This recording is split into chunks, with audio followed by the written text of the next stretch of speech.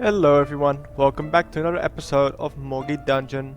Now this video is going to be a little different, because today we're not actually going inside of the dungeon, we're going outside of the dungeon. That's right, we're actually gonna go behind these walls that make this entire game possible. So, let's start at the beginning. And this is where everything began, in this creative world.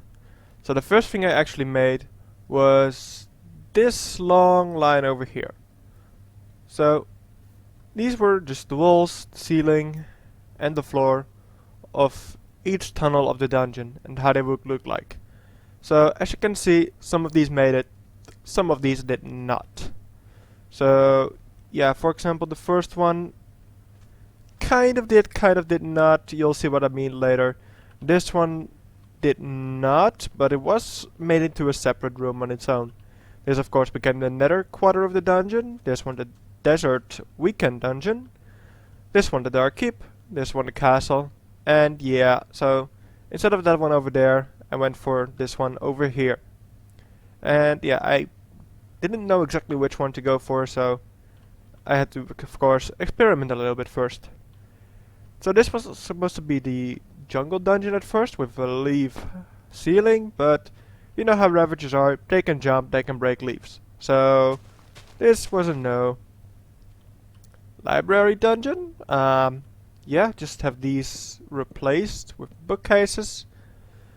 The end dungeon, and then of course the lava dungeon, which is probably one of the hardest dungeons.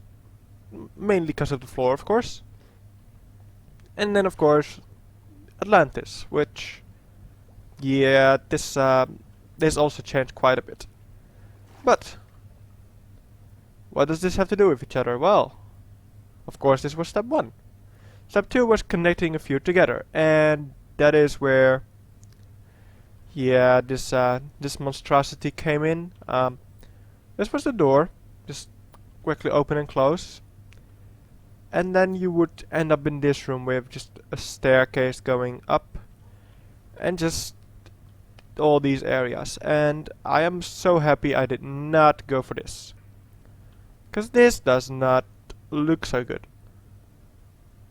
Yep, here is the second floor where the castle, the dark keep and the desert would have been, but yeah, definitely a big nope.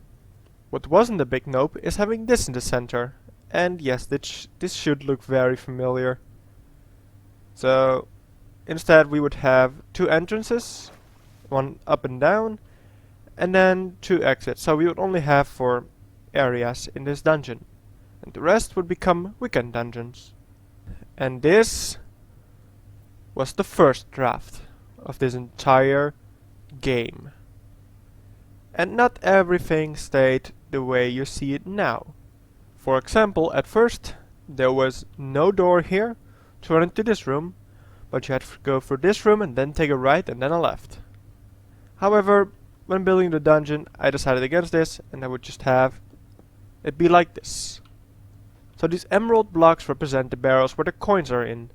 And yeah, this room, the treasure room, is not exactly known for its loot, because there's literally only one barrel, and that's over here. Reason why? Redstone didn't fit behind here, redstone couldn't go over here, and redstone was not possible over here. The only place it was possible where I could just about fit it in was this spot over here. So this did not end up happening, that one did. And of course the secret room that is now in here would have been somewhere over here, and yeah, it would lead over here. Nope, over there. Sorry, my apologies. Some rooms also ended up not being rooms, and just a path instead. Like this one over here. And the nether is also quite different, as this bit over here and this bit over here were actually not in the original design. You would actually have to go from here all the way to over there. So there was really just a one-way path, and very, very dangerous. So of course I made it just a bit easier by adding these paths over here, so you have something to run around. The story behind this room, which is the castle gardens with the huge mountain, is also quite a funny story. Because as you can see, I never planned it to be that big. I actually had no plans for this whatsoever. Just that I wanted a spawner here for chickens, and that I wanted it to be kind of a garden area. So, what ended up happening was, at first this was a dead end. So, we couldn't go there. And it actually just looked like a dead end, and you would just run away from it. But once this was finished, it was just way bigger and grander than I ever thought it would have been. So looking at this is quite nostalgic and funny in some ways, seeing as it came really far from where this was. So just by looking at the top of this dungeon, you may already see some similarities. For example, where the grey wool used to be, and where there's now a giant cave area. But I think the more obvious thing is all these lines with redstone on them. So maybe we can get into the redstone a little bit. Let's start with the barrels. So what happens is, when this gets pulsed, it would just dispense a coin into the barrel. And there's always actually a dropper underneath the carpet that you see in the dungeon. So the way we take those coins out if no one else does is simply by putting it into the dropper below the dropper that shoots it into the barrel itself. So we have a hopper going into the dropper that is being powered by this torch. So once the hopper is powered, it is not able to take out any items of the inventory above. However, once it gets unpowered, you can see the items start to make their way into the hopper. So how do we make sure that all the coins are taken out? Because it is possible to get quite a few coins in one barrel. Well, that is what this is for. This is just a pulse extender. So when we press the button, you can see the button goes back up, but this redstone is still on. So it just turns this torch off, and it allows for the items to go into this dropper. The next thing is these flames. So, how did I do that? That is what this redstone is for. So, let me first start by explaining you what this part is, because this is also with the coin barrel. So, it just takes an item that is either unstackable or stackable. Stackable just simply means you can have 64 of them. Unstackable means that you can never have multiple of it at the same inventory slot. So, once this activates, there's a small chance, of course, that it will activate this. Let's see. Yep, there it went. And how am I even gonna explain this? So basically, we first get the piston to pull away the block that is over there.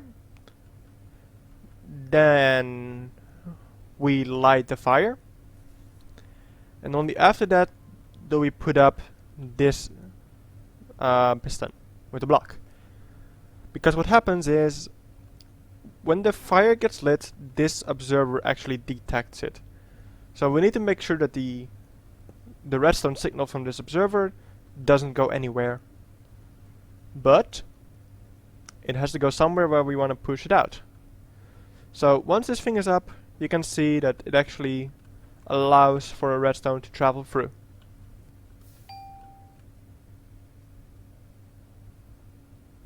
So as you could see, this one lowers first, making sure that no extra signals will be given once this block actually gets pushed down again. Then this one goes down because this is just the one that has to go up last as well. And to reset everything, we just simply have a line of redstone going into a piston that pushes away the redstone block from the thing that activates the whole thing. I know this was quite confusing, and yeah, it wasn't the easiest to build either, but yeah, once I came up with this, it was quite easy to learn how to build it. And that actually sums up quite a lot of the redstone you see over here. So as you can see, this is just for a flame, this is for a flame, and the thing over here also for a flame. Whereas over here, this is for one of those barrels that can have coins in them. And the chance is actually 2 in 3, so there's quite a high chance of getting a coin in a barrel. Of course, you're not always lucky. And the lines going around the outside are actually just for activating it and sending a signal when a flame is punched out. So, the green button will have the entire line go into these two. So the cyan line is for activating all the flames and the blue one for all the coins. Whenever a flame gets punched, you can see that there's a yellow line going all the way back to the beginning of the game. This then goes over here. So every time you push out a flame, you just send a signal going in this direction. One of these droppers will have a 1 out of 5, this one will have a 1 out of 9 to give a level 2 modifier card and a level 3 modifier card. So the more you punch out, the higher chance you have, but of course, even if you punch all the flames out, it's not guaranteed that you'll have one. And this system in itself is another thing we can get into in the creative world. Part 1. Put the stuff into the barrels, make sure that there's only one in each, and make sure that when you take one out, the system will automatically take the other 2 out as well. So that is what this system is for. So once the minecart goes over here, it will have like, a bit more strength in the signal, and it will power these so it won't actually take anything into this hopper. That's why there will always be one thing in the barrel.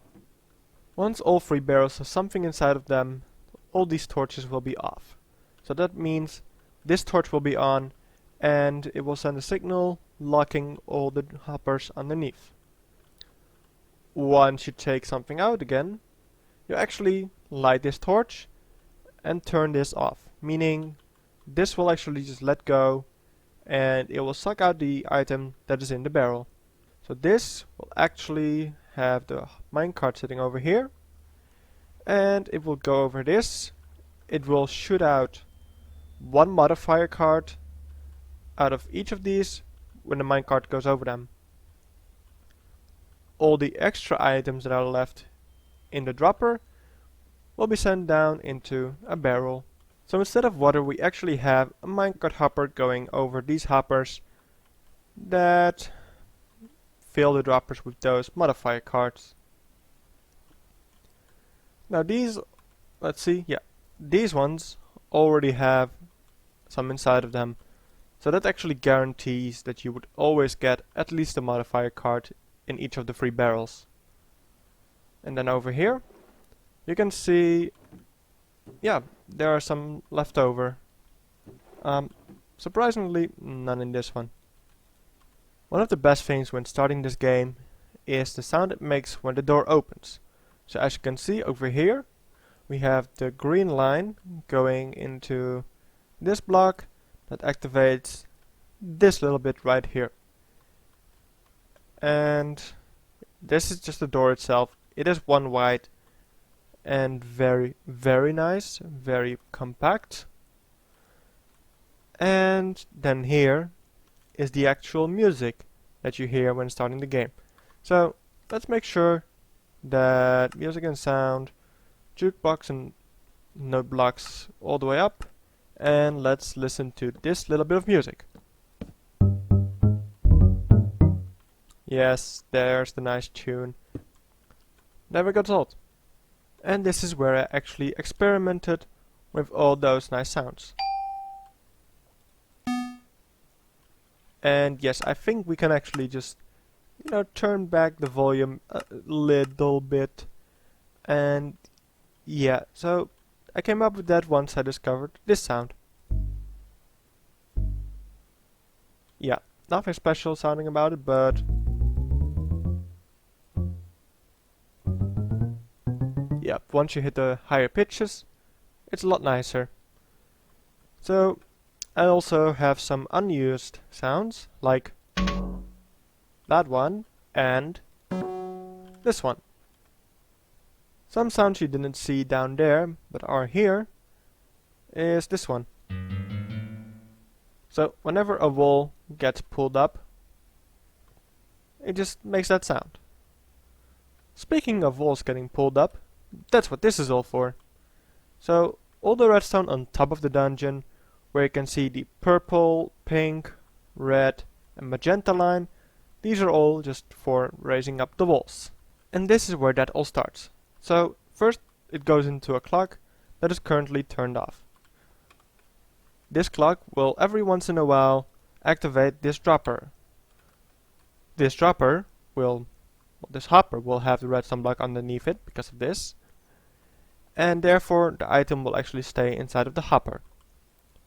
So once a wooden shovel goes through, it will actually, let's see, it will first only activate these 3 redstone pieces, and because of that it will go into this torch tower, and yeah, it will just go across the entire magenta line, raising up all the walls.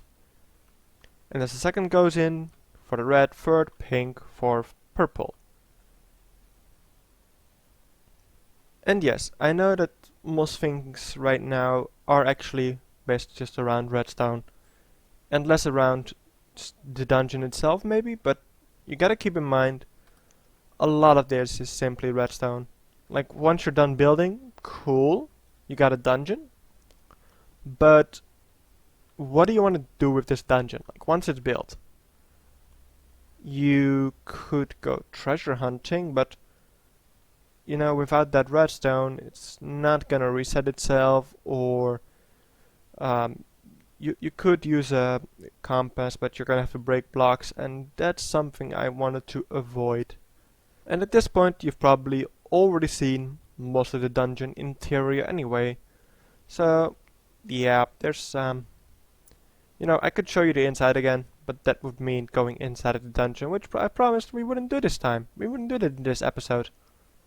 You probably already noticed it throughout either the games themselves or in this episode, that all the other weekend dungeons are just next to it.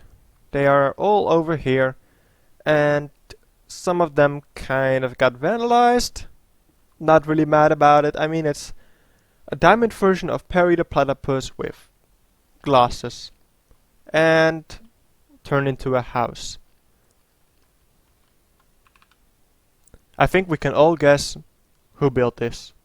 But yeah, the weekend dungeons are not a lot different from the main dungeon, as they have the same redstone actually. They have the things going around the outside, and yeah, there's the same redstone for the coins. Of course, none of the dungeons have a, you know, a flame. So this is actually the only dungeon that kind of has it, but it has a modified version of it. So yeah, instead of punching out the flame, you actually have to create the flame. So this system is actually just the same, only just slightly changed so it actually doesn't light the fire itself. One major difference that this dungeon does have over the weekend dungeons is that you can use mods, and that is what this is for. So yeah, this is where you put your modifiers in, and this is just where they get sorted. So yeah, maybe nothing special, but it also makes it so that if you have a level 3, it pretty much goes through the level 2 and 1 as well, and activates those too. Okay, for all the potion effects, we actually have command blocks, just command blocks set up so that the player inside of the dungeon will get those mods.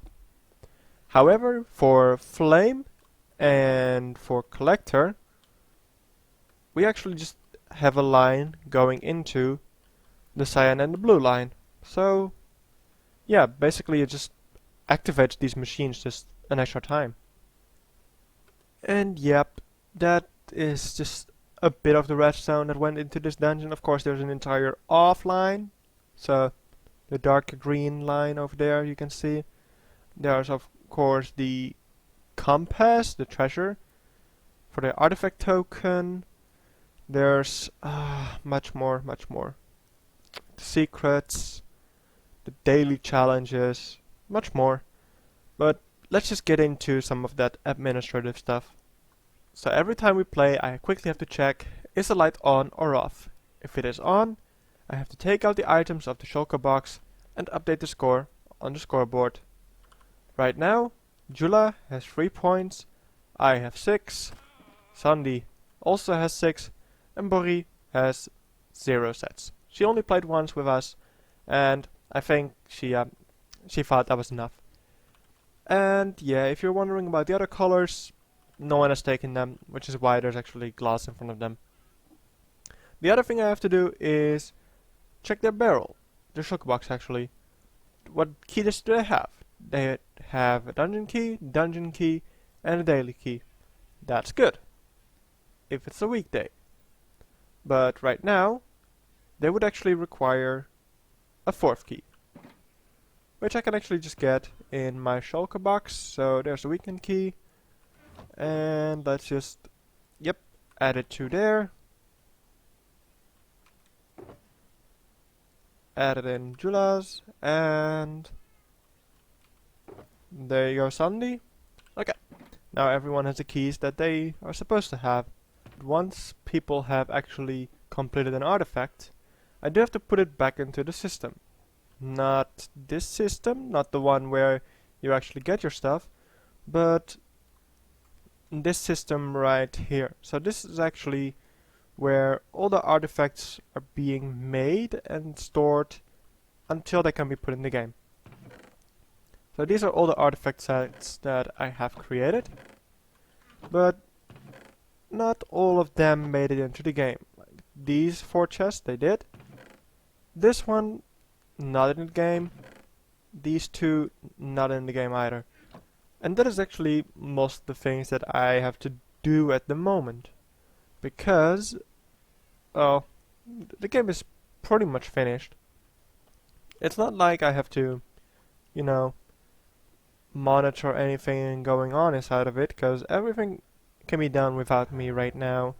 All the players know how to play this game, and I imagine even if Sandy breaks something, she'll find a way to actually fix it.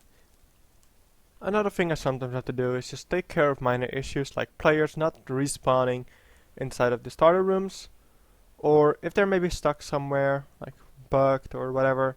Like of course I'm gonna help them out. But yeah, other than that, the main thing I'm still doing is, you might already see it come into view, this should not look familiar. That's because I have actually started building a new weekend dungeon that is actually a co-op dungeon. So this is all you're getting right now, nothing more. And I think that for now this is actually everything I can talk to you about. Not really sure what else there is to show, because of course, like I said, most of the stuff isn't just simply the building and designing and then adding the redstone. So if you have any questions about anything, about this entire game, about a mechanic, about meaning of the universe, life, everything, you know, maybe not those questions, but definitely about this game and this server, let me know in the comments. I'll make sure to read them, and I might just make a separate episode just running a few dungeons and answering your questions. So, hope you guys enjoyed. Be sure to hit the like button, subscribe to the channel, ring the bell to get notified, and I'll see you next time. Bye!